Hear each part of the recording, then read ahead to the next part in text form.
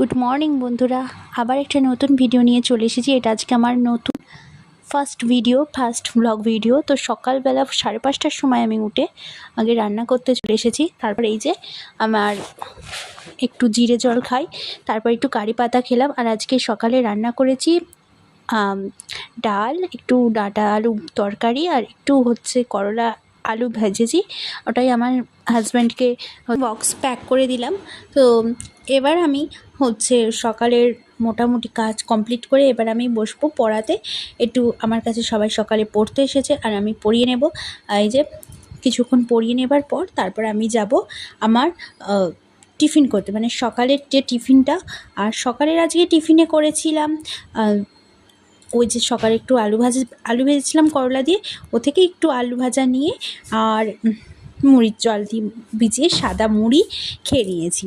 তো তারপরে আমি অনেক কাজই করেছি আর সেগুলো দেখানো হয়নি। আর তারপর আমি একেবারেই চলে এসেছি দুপুরের লাঞ্চ নিয়ে। দুপুরের লাঞ্চে ছিল ভাত, একটু মাছের ঝাল আর একটু সবজির তরকারি করেছিলাম। তো চলো টাটা।